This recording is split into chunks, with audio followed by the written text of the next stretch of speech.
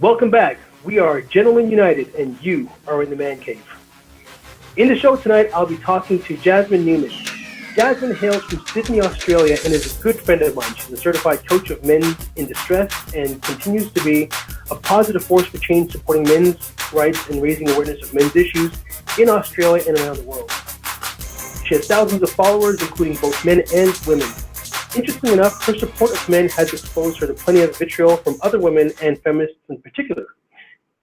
Now, whether you consider yourself a feminist, a men's rights activist, or neither, this show is guaranteed to be informative, engaging, and maybe a bit angering for some. I believe the way to grow and learn is to appreciate each other, and that begins with listening. As always, for those watching this broadcast live on YouTube, feel free to add your comments and questions in the comment bar. I'll watch for them throughout the show, and we'll incorporate them into the show, time permitting. Joining us tonight is Jasmin Newman, and of course, you, our viewers. I'm Sean Best, and I'm your host and moderator. First, a bit of history for those who are either mildly or completely unaware of the history of the feminist movement. Just bear with me, and I'll get those notes for you here. All right, so generally regarded in the context of three waves. So the first wave of feminism, also referred to suffragists, began in the early 19th century. Voting rights were secured in 1920 in the United States, resulting in the 19th Amendment to the Constitution. Key members of the first wave included Susan B. Anthony, Elizabeth C. Stanton, and incidentally, this right did not apply to Black women. They also fought for the right to take up desired professions, influenced largely by the experience of replacing men on production lines when they were shipped off to war during World War II. So this went on for a fairly lengthy period of time. That was the first wave. What's commonly referred to as the second wave started in the early 1960s, consistent with the Civil Rights era. They focused on women's rights to abortion, equal pay rights, and property rights. Key members of the second wave include Betty Friedan, who is also the author of The Feminine Mystique, and Gloria Steinem, former Playboy bunny and eventually head of the National Organization of Women. Lastly, the third wave. The third wave of feminism started in the late 1980s and continues to present. Some may argue whether there's a fourth wave, but I'll just keep this simple. Also focused on equal pay, domestic violence, rape culture, empowerment of women, equal representation and positions of power, Key members are broad and include prominent politicians and celebrities like Hillary Clinton, Oprah Winfrey, Michelle Obama, Emma Watson, Ashley Judd, Whoopi Goldberg, among others. So those are essentially the three waves of feminism, and our focus is really going to be on the third wave for the most part. Now, to balance this out a little bit, we're going to talk a bit about the talking points, some of the common talking points in the men's rights movement for those who are completely unaware of what they are. There are many, but I'll just give you the top five. Suicide rates. 4 out of 5 suicides in the Western world, that includes Canada, the US, the UK, and Australia. 4 out of 5 suicides in the Western world are committed by men. 80% of the homeless are men. Workplace deaths, 97% of workplace deaths are men, 97. Child custody, men who fight for custody of their children lose 93% of these cases. And lastly, wartime deaths. Men represent almost over 95% of wartime casualties. Okay, so these are just some of a myriad of men's issues. Now that we've got that out of the way, Jasmine, how you doing? I'm very well, thank you, Sean, and thank you for having me on the show. I'm thrilled to be here. Thanks for joining me, and I know that we are 14 hours apart right now. It's Wednesday night for me, and it's Thursday morning for you, so thank you for joining me so early in your morning and early in my evening. It's a pleasure. All right, Jasmine, so let's take a step back from all that information I just shared with everybody, and let's talk a bit about this. So, Jasmine, before we get into this, tell us a bit about who you are and how you came to be involved in this very controversial movement. Yes, well, I mean, it's one of those things that kind of evolved for me. It wasn't, I specifically wanted to work with men. I had worked with women for many years, and my services in my former profession, which was in personal training, had always been available to men, but I always found that women were the ones that came.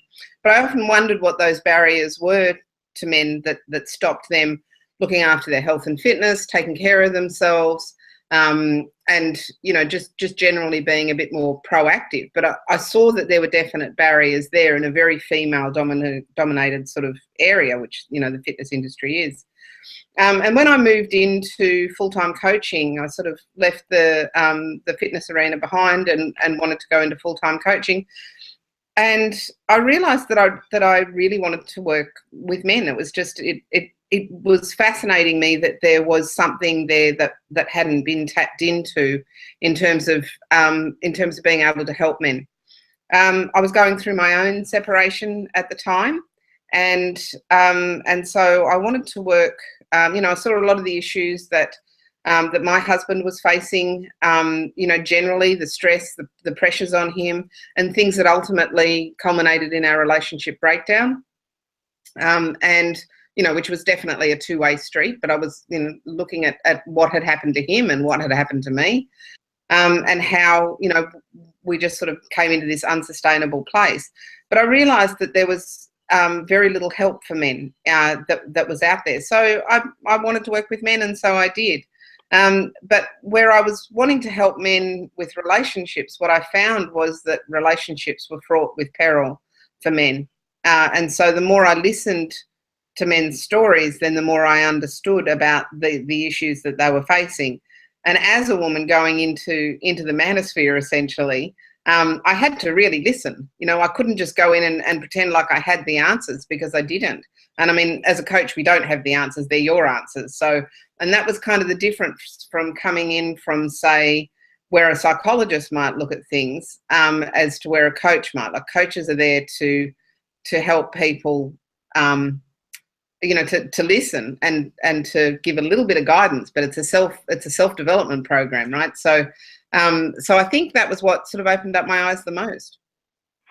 So I guess, part of coaching is helping them to reconcile their own issues and helping to guide them to that place where they can have more constructive thought and hopefully learn without feeling that they're under attack or having difficulty with accepting criticism, because technically they're kind of their own source of criticism when they become aware of the issues with their, with a little less of an emotional attachment to it.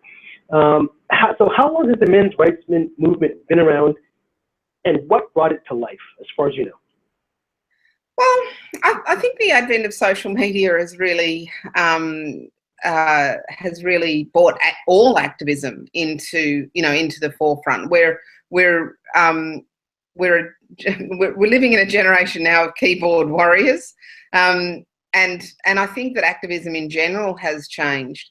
There are people who, like Warren Farrell, who have been around for a long time, and have been, campaigning for these causes, and for bringing some of men's issues to the forefront of conversations to bring about balance. So I'm not really sure when it all started. But certainly in terms of online, I think that, Facebook started in like 2004, but I think it really hit its straps in about 2007. A Voice for Men started up, certainly their website around 2009. And I think that it was, there was a few like blogger platforms and that kind of thing, around that sort of 2007, 2009 forum. I know there was a great man in Canada, Mike Murphy, who had Parental Alienation Canada, and so he was talking about fathers' rights and trying to get fathers re-involved with children's lives back then.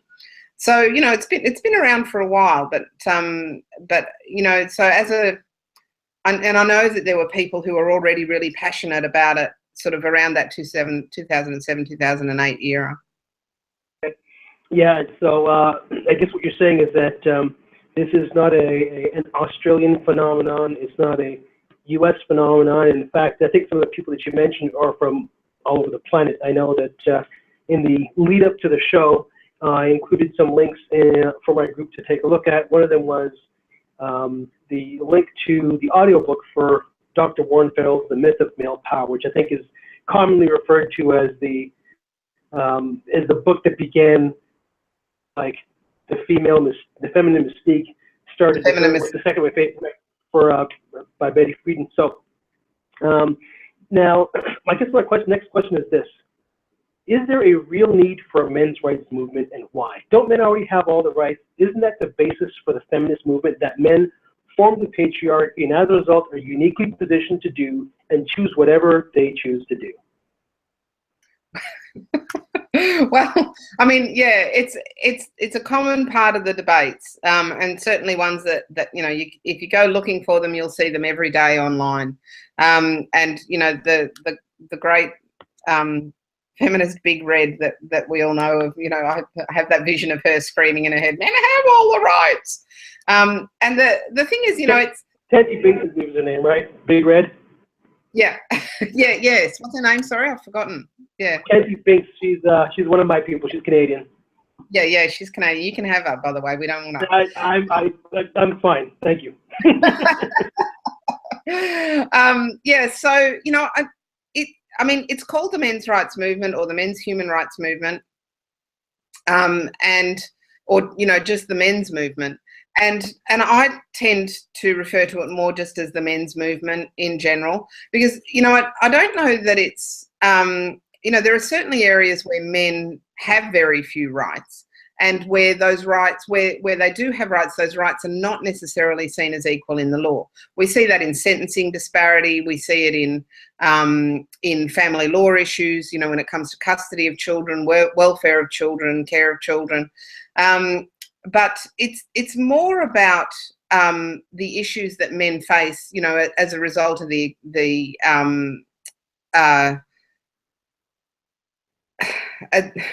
it's not as a result of women having rights like that. That's kind of, it's a misnomer, but it's more like the outcomes that men face, on a daily basis. And I mean, I'll use paternity as a classic example there. Feminists fought for the right to be able to abort a child. But, after 100 years of encouraging men to be more involved in family and to take more care of the children and to be hands-on fathers, now when it comes to a pregnancy, the father has no right. If the mother chooses to abort the child, then she can. And so, that's a great disparity, and it's something that causes a great deal of heartbreak in various places around the world, and not only in marriage. Obviously, I think most terminations probably occur outside of wedlock, but we've raised men to be more sensitive and more loving and giving when it comes to children, and just to be more involved. And men now have been raised with very hands-on fathers, and so paternity is very, it's become, that biological connection is known to be very, very strong in men, and yet we're ripping those rights away from them. And I certainly don't have the answers, but I think that we have to have public discourse about this, because at the moment, men and anybody speaking up for men are seen as wanting to take away, a woman's right to her bodily autonomy. Well, it took two people to create that baby, but only one has the choice of whether it's born or not. Right, and I think in addition to that point, while abortion rights gives the woman full domain to make a decision whether or not to have the baby, the father does not equally have a choice whether he wants to be a parent or not. So if it's a one-night stand, or if it was whatever, person met in a bar, whatever the case might be, he's got no choices. She has choices, but he's got none. So his choices aren't just about having a baby. His choices about potential child support for 18 years. Yeah. That's, I mean, it's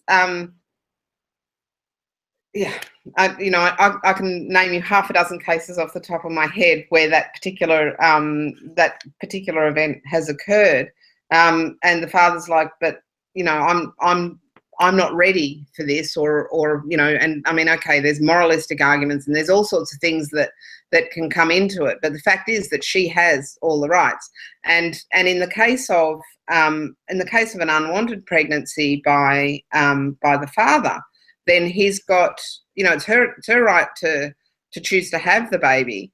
But, my way of thinking is, well, then she has to take full responsibility for that child, because, you know, he's then got to support the child for, you know, for life. And there are lots of moral arguments, and there are, you know, I'm not saying that men should abdicate all responsibility, but I think I know of some very clear-cut cases where it was manipulated. And, you know, in fact, a couple of days ago, I overheard a conversation with a woman on the phone who was actually orchestrating something along that line. She was planning to get pregnant to one of half a dozen different guys, and she didn't seem to care which one was going to be the father. Wow, you know, that reminds me of a clip. I'll see if I can find it to include it in the iBar at the top of the screen here. And it was, I believe it was the Wendy Show, one of those shows. Yeah. Screeching. Yeah, I've seen that one. Yeah, where the lady says, she says, "Oh well, you know, I talked to my husband, and you know, we agreed when we first got married, we're going to have kids, and he kind of changed his mind. So, do you all think I should just trick him and have a baby?" And they all stood up and said, "Yes, you should go ahead and trick him and have a baby." Yeah. And everyone's cheering like this is a great thing, right? And you know, the guy had no say. He wasn't even there. He's probably at work, not even watching TV, doing his job. Had no idea she was about to walk him into a situation he had no control over. So for guys, of course, that's a scary thing. Now, you talked a bit briefly about sentencing disparity between men and women. So tell me a little bit about what that means. What is the sentencing disparity between men and women? Well, look, you know, I mean, it's not that we want, it's not that anybody wants to see sentencing of crimes be reduced, but what it is an indicator of how we view women with compassion and sympathy, whereas we don't have that same opinion with men. Now, the circumstances that I'm talking about are, say, well, I mean, in Australia, something quite topical at the moment is domestic violence, and for, you know, if a man stabs a woman, he'll go to jail for whatever term, you know, 6 years, 8 years, whatever. He's committed a violent act against somebody else. If a woman does it, she's often not even charged. Or if she is charged and she's sentenced, she's given a non-custodial sentence. And I can tell you of one example where there was definitely reciprocal violence in this relationship, but the female in the relationship upped the ante and stabbed her partner 4 times, resulting in having to have life-saving surgery, and she was given a non-custodial sentence.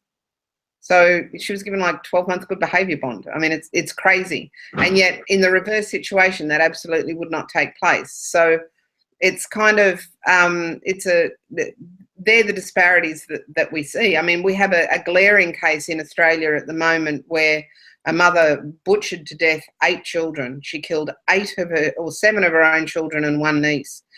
Now, she stabbed them. That's a very violent outrage, rage, I should say.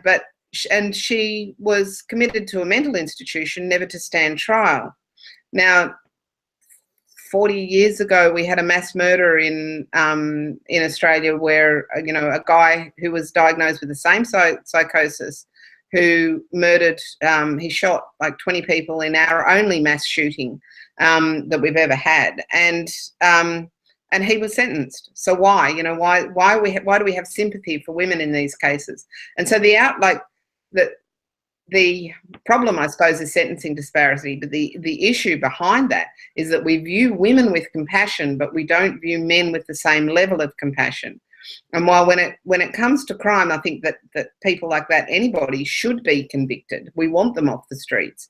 But in broader society, it's how we view women versus how we view men. You know, I noticed that as well when you watch major media outlets. There's another story here, I think I saw it earlier today, a woman who stabbed a man, I think it was 158 times or something like that.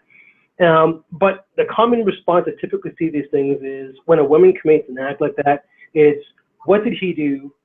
Was he messing with her? Was he beating her? Was she sad? Was she depressed? So it's always looking for some excuse to justify her stabbing somebody or beating somebody or shooting somebody. When a guy does it, nobody questions at all what his motivations were. It wasn't, if she was attacking him with a knife, and he took a knife and somehow stabbed her with it or shot her because she was attacking him, nobody wants to hear it. Sentence the guy, lock him into the jail, throw away the key. So you're right. There is a lack of compassion on one side, and there's nothing but compassion on the opposite side. And to your point, the woman killed 8 children of her own children.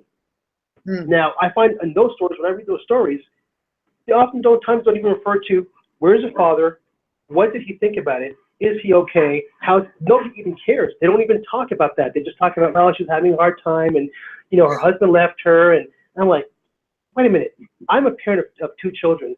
And, thank God that kind of thing wouldn't happen with me. But really? Like, what, he's not human? Those aren't his children? Like, he doesn't care what happens to them? It's insane. I don't understand that. Look, I saw some glaring evidence of that over the time of the Manchester tragedy last week, a week before last. And actually in my newsfeed was a woman who said, I really feel for all the mothers out there who have lost their babies. And I'm like, what? Every one of those children had a father. Like it's like, they're parents. It's not mothers that have lost a child. And no, mothers are not more biologically connected to their children just because they gave birth. They're not. We know that now. There's studies on that. There's research on that. But we don't talk about it. And it's just, it wasn't, and I kind of had a bit of a go at this lady, but I sort of softened it in the end. And I said, look, I really do understand that you didn't do this intentionally. But please, we have to start to change the conversations. There are 22 fathers who are grieving for the loss of their children. Exactly. So now, Jasmine, which men's issues do you believe get overlooked most often? 4. Where would I start? Almost all of them. I think the narrative that upsets me the most, or that I hear the most, that I think is the biggest falsehood, is that men don't talk. Now, there is a certain unwritten code amongst many men, where they don't talk, but and they don't talk to other men, or they don't talk to, they certainly don't go out seeking therapy or help in the same way that women do. But that's the key. Men don't act in the same way that women do. So it's not a matter of men don't talk. I find that men talk all the time. And I think that when you're open to listening and open to understanding, and they understand that they can be heard without judgment and without things being viewed through the feminine prism. So when I listen to men, I'm not saying, well, how does that impact women? I'm like, okay, well, how does that impact you? How do you see the world? And because men are, many men are very visionary, and they look at things through how the world appears to them. Whereas with women, it's how they feel. Women view things very much through their emotions, whereas men are more visually driven, and it's that they're looking at more long-term impacts on things. So, for me, it's a matter of we're not asking the right questions. It's not that men don't talk. We're just not asking the right questions, and we're not providing the right kind of therapy that men need. And I think maybe in addition to that, I know there's another book that Dr. Warren wrote called Women Can't Hear What Men Don't Say. Yeah. And in that book, because I've read all his books, one of the things he mentions is part of the reason why men tend not to communicate as much is a bunch of reasons. Number one, nobody wants to hear a man whine. A man who's complaining is not an attractive man. So men know this. And they know this, they get this reaction from other men as well as from women. They don't want to hear you complaining. But number two, one of the things he says is that from a very young age, even from toddlers, he had done studies, or I think he had read studies, where they had parents in the room and they had a bunch of toddlers in the room, boys and girls. And they'd watch what the parents would do when the kids would cry. So when the little boy would cry, when the little girl would cry, what reaction would the parents have?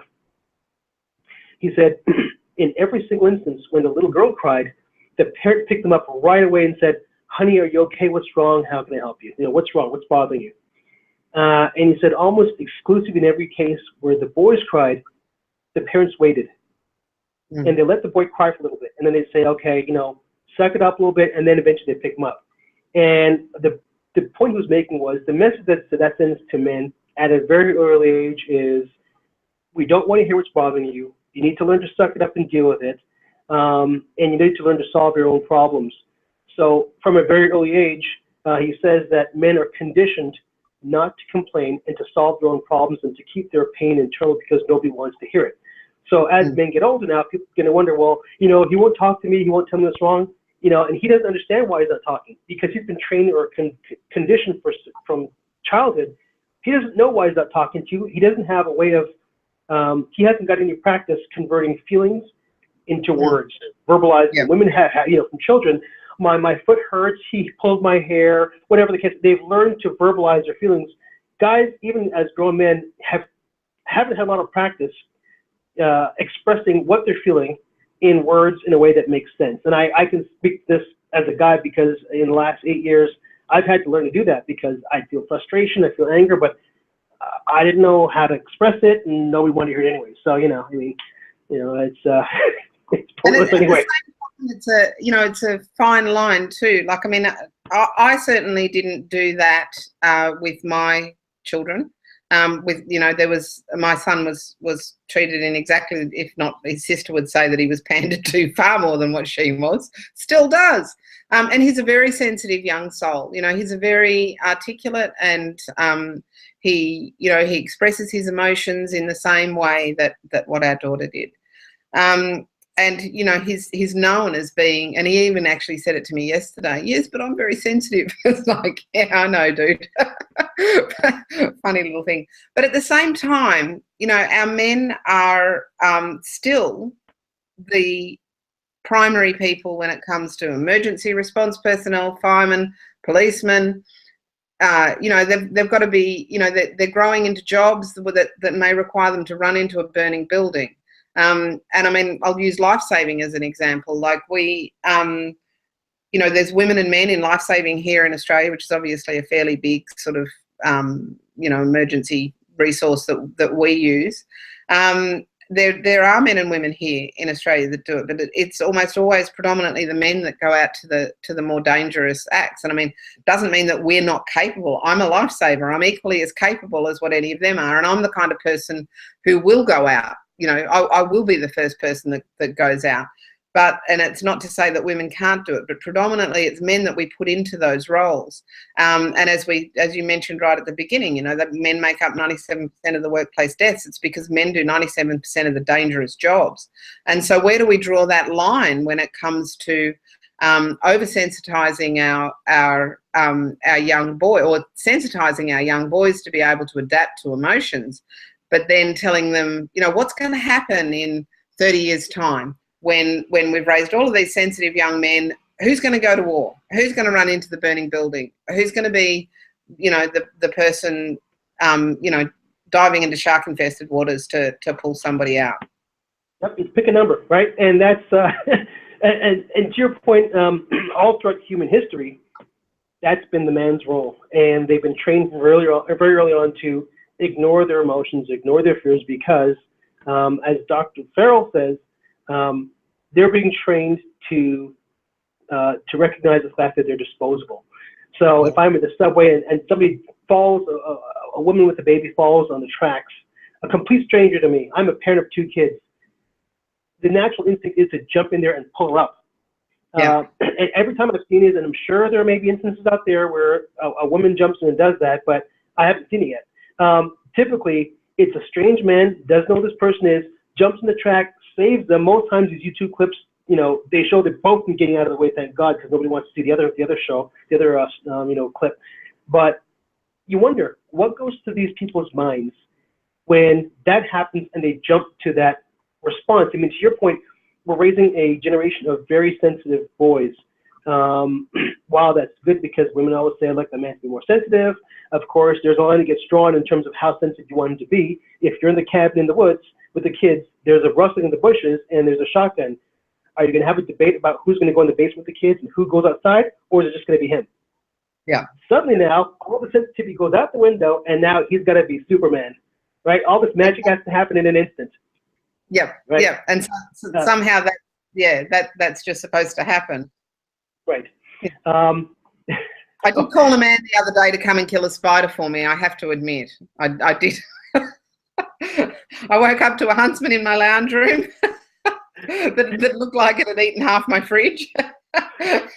And I did call for it, but I would have also sacrificed a child to kill that spider. So I wasn't really a gender thing.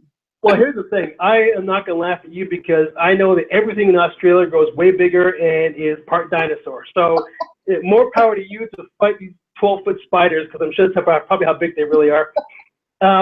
Another one that comes up a lot is, and we hear it on TV all the time, is domestic violence.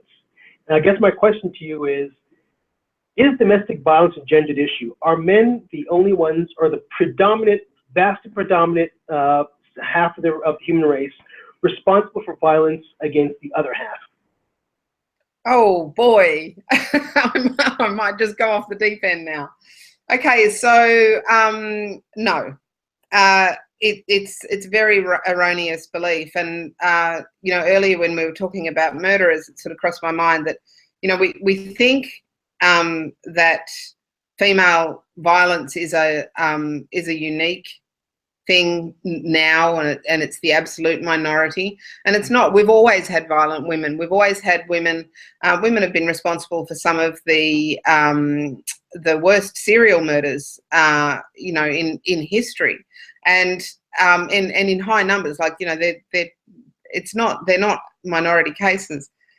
When it comes to domestic violence, you know, there's been a lot of studies which unfortunately the feminists try very hard to debunk, but we know that domestic violence is reciprocal. It doesn't suit their narrative to you know, to talk about that, and so they try and brush it under the carpet, but the data's there. But I also know it from talking with men and from helping men who have been victims of domestic violence. And what I find with men is that men will almost always tell me the truth and the full story, and they will admit to their part in what happened, whereas women never will. Women fall on their victim sword, and you know, they're very quick to say, you know, he did this, he did that. But the other part of that problem that I see is that, well, I can tell you in sort of specifics in Australian data, but we are currently running campaigns that demonise men and boys as young as infancy, that they're naturally sexist, and they're naturally going to be violent, and so we have to stop them from being violent. And that's based on the domestic violence rates, which is 0.5% of the population who will be a victim of domestic violence, but it's 0.3% who are women and 0.2% who are men. So is it really, and men underreport, right? Far more than what women do. Everybody underreports it, but far more than what women do. And so, yeah, I mean, it's got to be the world's greatest lie at the moment. And I know that it's affecting the States and Canada and the UK as much as what it's affecting Australia. You know, I think Australia seems to be leading the way in a bit of feminist lunacy at the moment. But you know, it's a fraction. We're talking about fractions of percent of the population, and the vast majority of men are loving and kind and generous and non-violent. A household argument does not define domestic violence to me. I mean, the same guys that jump in front of the train that chase people from in front of the subway, right? Yeah, those same guys, exactly. Right? Okay, so question for you. So, what is misandry, and are men truly subjected to it on a regular basis? Oh yes, look. Okay, so if I'm to be true to myself, and this might go, you know, some of your male anti-feminist followers might not agree with me, but I think the whole misogyny and misandry thing is just all out of context. You know, they've redefined what misogyny is, and so to fight back against that, we're now talking about misandry, you know, being the hatred of men. It's in very, very small factions in society, and it's the radical third/fourth wave feminists who really are misandric, and you get idiot journalists like Clementine Ford who are has the hashtag #killallmen and then says it's a joke. Well, it's not a bloody joke. And so that's real, and that's out there, and those kind of things are definitely there.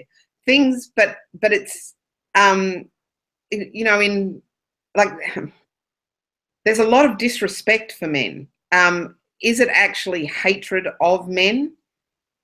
Yes, I think it exists, but I think it's more disrespect, or more, not even disrespect, but not just the fact of not respecting, of not understanding men as being equal to women. And I think that exists.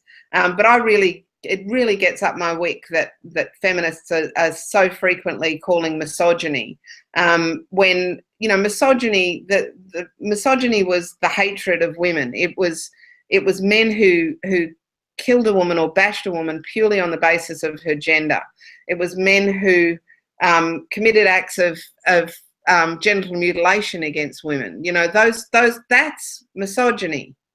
Okay, and when we're taking it too far when we say if you disagree with a woman that's sexism or that's misogyny. So I would like to kind of flip all of that around. Like I don't I think that there in radical feminists there certainly is a hatred of men, and in some factions of society, mostly in the Middle East, you will find true misogynists.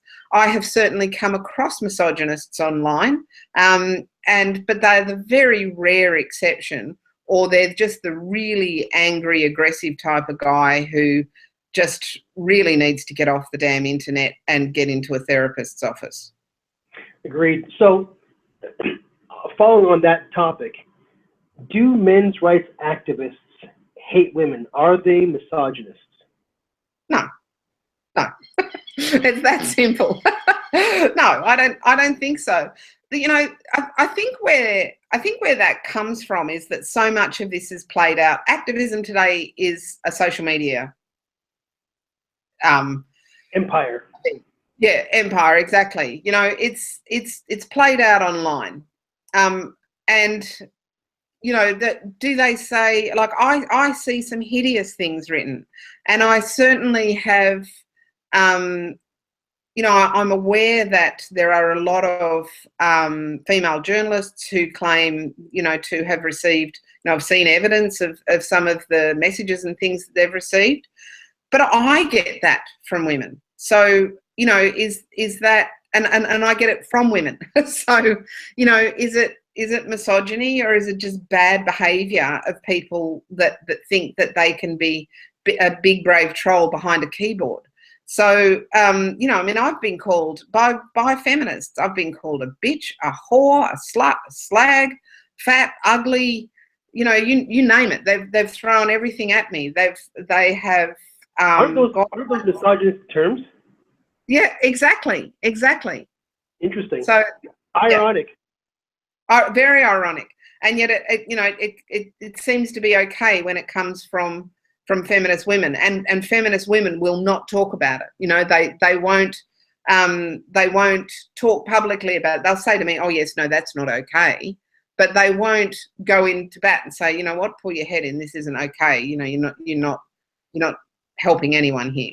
So like, there is bad behaviour online. There's and I think there was a study done. I'm pretty sure it was on Twitter. On Twitter followers, and they did a search for misogynistic words, and it came up as an equal proportion of men and women who committed those. Now, the feminist journalists all jumped up and said, "Oh, but all these men have got female profiles." Well, all these women are doing it too, and all these women also have male profiles. So, you know what? No. Right. Nobody has domain over that situation. Right. I mean, you scrape away the peripheral bullshit, and you'll find that there's an equal group of men and women who are doing this online. Yeah. So trolling or doxing. Now, what's doxing? I know that's a common cyber bully behavior. Do you have any experience with that sort of thing, with cyberbullying and doxing, that sort of thing? Yeah, I have an entire hate page dedicated to me, and they are doxers, and there's a number of people who have been identified as being involved in it. But leaving that aside, because it's actually a matter for the court at the moment, Okay. doxing is when somebody will go after somebody's, that it's basically internet defamation to a large degree. So it's somebody, defaming somebody's character. But often what they'll do is they take it a step further, because so much information about any individual is available online. So they'll follow through with their employer and say, so-and-so said this and so-and-so said that. And it's just it's schoolyard bullying. I'm going to tell the teacher on you, and so things are taken out of context. Things are, in my case, things are taken out of context and then posted about me in a way that creates this whole fabricated story. Never is anything done in context, and never is anything done in balance. It's just hateful idiot trolling. Right, trolls. It's a scourge of social media, and they're the scum of social media. They really are. Filthy individuals. Are you finding that you're finding men and women who, in your experience, we don't have to get into the details. I appreciate that. There's stuff that you're trying to address, but just generally speaking, do you find that men's rights activists, the feminists, are all they all fall? There are some that fall into the category where they're doxing people or they're cyberbullying people. Is that sort of even Steven on both sides of that equation? Yeah. Yeah. Not gonna lie. Yep. Yeah. I've seen the ugly side of the men's movement in that way as well. And I've spoken out about it, and I will continue to speak out about it. It's not okay. I'm not going to fall on a victim sword. I don't really care. But I mean, I might be even a little bit old fashioned, but I don't see. It's like the moral code just disappears on social media. Whereas,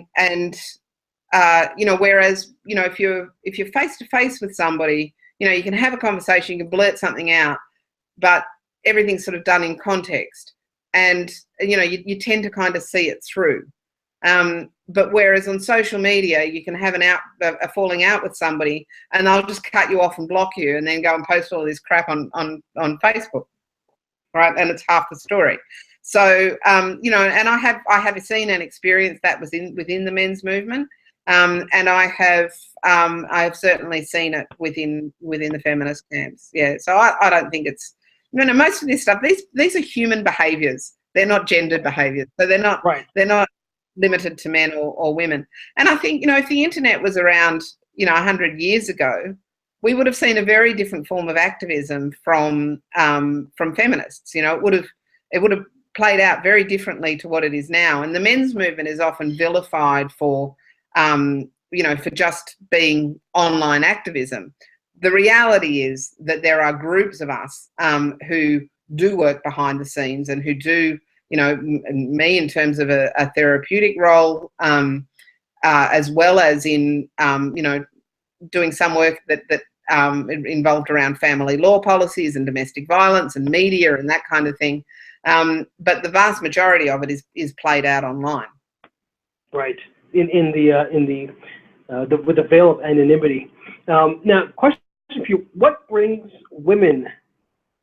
Are women who support the conversation around men's issues advocating that women lose rights that they've gained over the course of the last 200 years? In other words, are the women in the men's rights movement proponents of barefoot, pregnant, and in the kitchen making sandwiches? Do they want all the women's rights roll back to the 1700s? Is that where, in your experience, women who are in the men's rights movement come from? Look, no. I mean, it's laughable. I think that in my experience, and being connected with hundreds and thousands of women, I suppose, around the world, that, you know, mostly what you find is women who aren't feminists who are actually the really empowered, strong, confident, sexy, sassy. You know, we're conservatives, we're liberals, we're you know, we're the whole breadth of society. You know, and you know, are there factions that do want to bring back traditional family roles? Yes, absolutely. You know, I'm very pro-family, and even much like yourself, you know, after separation have navigated a very still family-oriented separation. We just live in different houses, and you know, I think that we make up a whole lot of things, but one thing we don't want to do is to roll back women's rights. I mean, I was raised knowing that I had all the rights that I was going to need in the world. I was aware that women didn't always have rights, and I think that there were some things that women did need to fight for. And I think breaking down the gender roles is very necessary, or was very necessary. But we have to look at, you know, when we can look retrospectively now, we sort of go, at what cost did that come? You know, we have children being raised without fathers. We have families that you know, that are intact, that are just much more stressed because both parents are working. You know, we have you know, situations where, you know, children are going into extended care and that kind of thing. And so, you know, while I certainly don't believe, and I've never ever seen anyone who does, I don't believe that we need to wind back the clock. You know, I was never one to, I mean, gosh, I didn't have my first child until I was 34. Like that was never my ideal to be. And I just couldn't wait to get back to work. It was like I just remodeled my business life around having children, but I needed to work at the same time as raising kids, and I did. So yeah, no, absolutely not. It's not what we're here for. But you know, it is a very big variety of women in the men's movement, and I think there's two factions. There's the anti-feminist women, and then the other side, and they do cross over, but is just women like me who sort of came into this just with men in our lives that we love and that we see struggling, and that we know that we've got broader social concerns over, where we want to see things change. You know, like boys doing more poorly in school than what girls do. So on that note, I think you're kind of leading to the answer to this next question, and that question is, why is it important for women to participate and, in effect, become key voices in the men's rights movement? I think women definitely have a place in the men's rights movement, and you know, there are some who say, you know, no, it should be driven by men and all the rest of it, and I understand that. You know, I completely understand that. However, we're kind of not there yet either. But you know, there shouldn't be a need for a men's movement, and there shouldn't be need for the feminist movement to be spoken about in the way that it is today. I mean, it's crazy.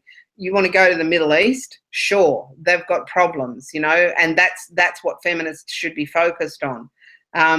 Or stopping. Why don't they focus on it? I mean, you're right. I see a lot of when you talk about real misogyny, you see a lot of it happening in foreign countries. You know, mostly third world countries, Middle East.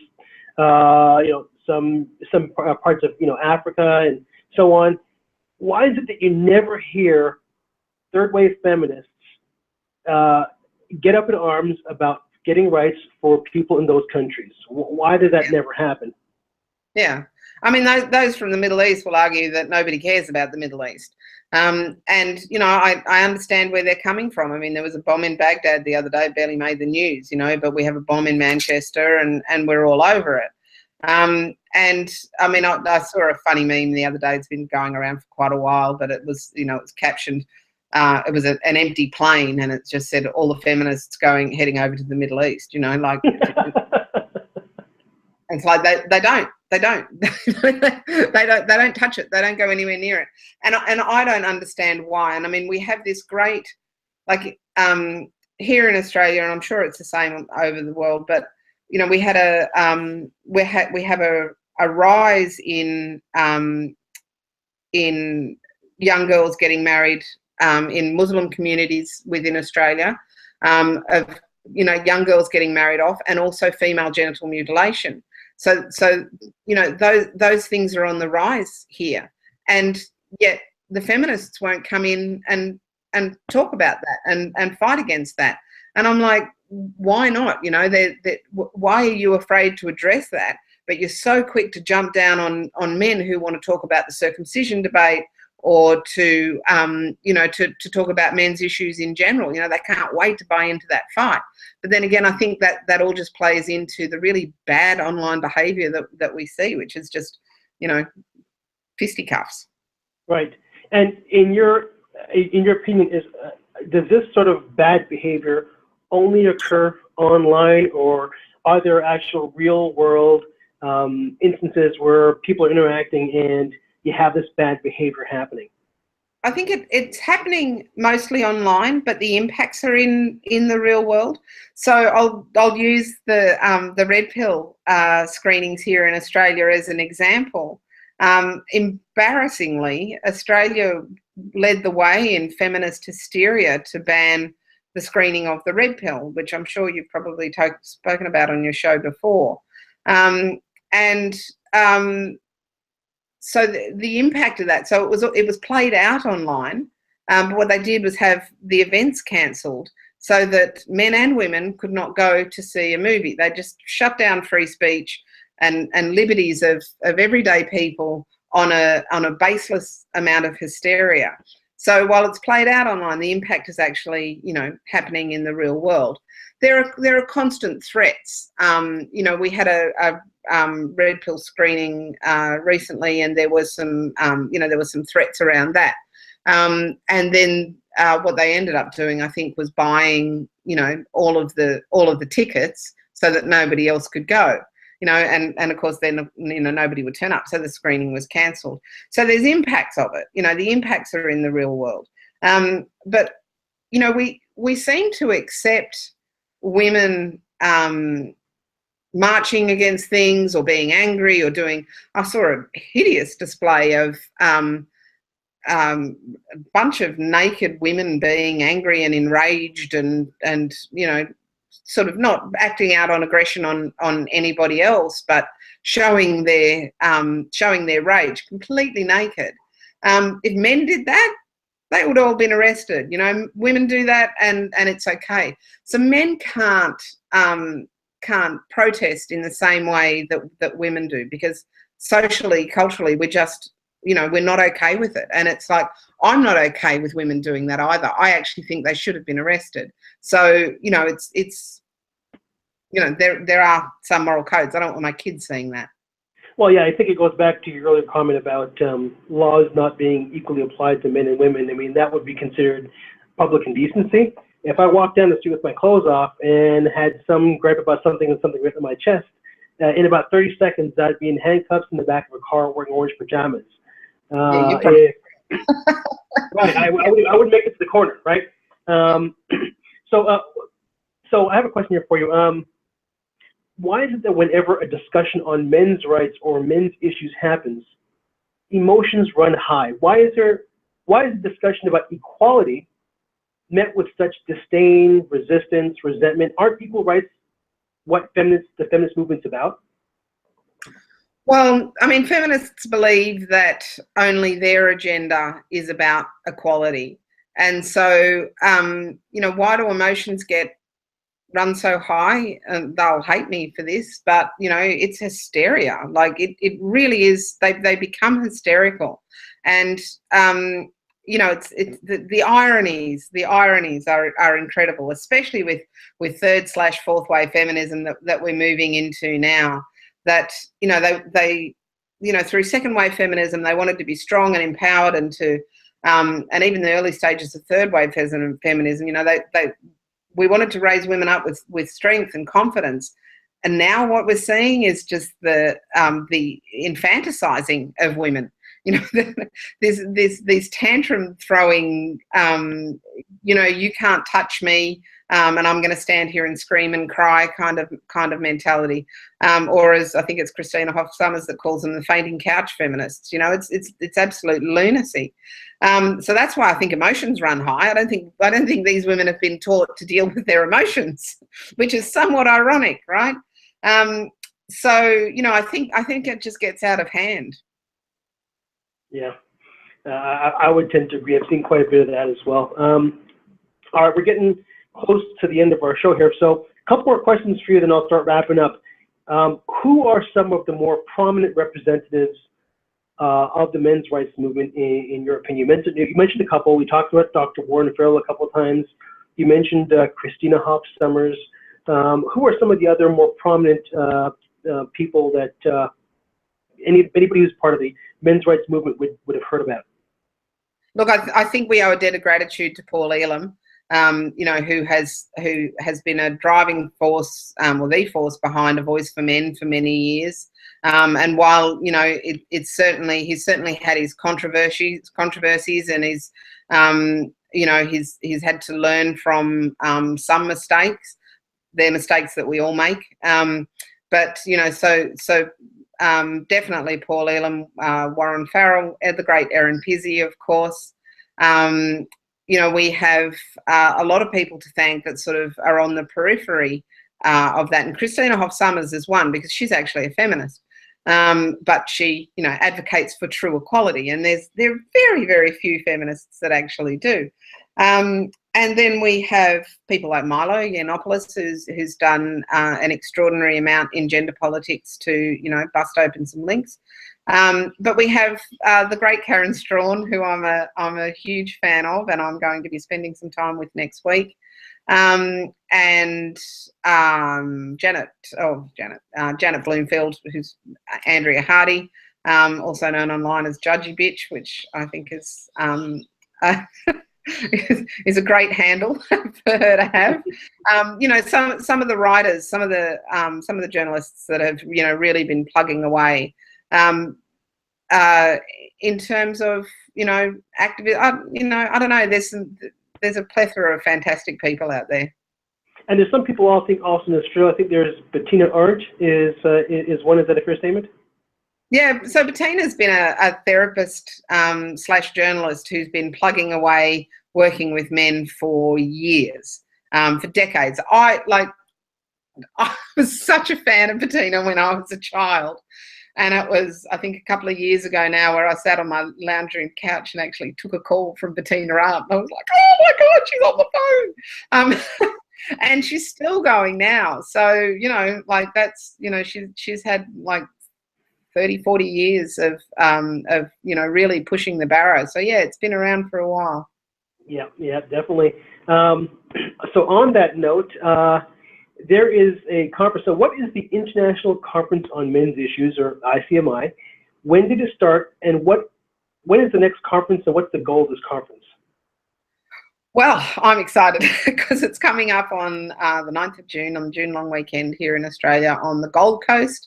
And, you know, the conference is bringing out so it's run by A Voice for Men through their learning college. I think it started in 2014 under great clouds in Detroit, where there was, you know, a lot of opposition to it, and there was bomb threats and threats to safety and life, and it was, you know, the conference still ran, but it had to be sort of all very underground. The conference we've got coming up, there's a broad range of speakers. There's a lady coming out from India who's done a documentary called Martyrs of Marriage, Deepika, and I was not even going to attempt to say her surname. And there's people like Karen Strawn are coming to speak, and Bettina will be there, Mark Latham, who is one of our former politicians turned journalist, and, you know, Dr. Tanvir Ahmed speaking, I think, and quite a few other people. And, you know, the conference is really about discussing a lot of men's issues. It will be great for those of us that work in the helping professions, as well as for people in general to come along and discuss some of the issues that they're facing. It's, you know, conferences are always great. You know, they're kind of part therapy, part sort of just knowing that you're part of a community of like-minded people, and seeing some of people who you admire and respect and learning from them. There's some fantastic speakers that are coming up that I'm really excited to see and meet and to hear what they have to say. Well, I'm very excited for you, number one. And number two, if I can ask you very kindly, if you have a moment when you meet someone like the great Karen Strawn, who's from, she's from Alberta, I believe, or Saskatchewan, Canada, she's Canadian. If you would kindly do a little brief interview with her for me, and maybe any others that you might feel comfortable talking to, I'm sure my viewers will love it, and I would be forever in your debt. Well, look, I have about 24 hours of road time coming up with Karen, so I'm driving with her up to the Gold Coast.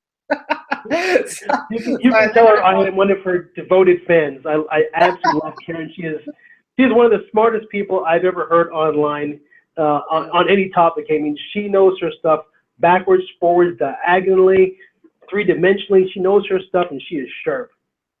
Yeah, she is very sharp, and somebody who I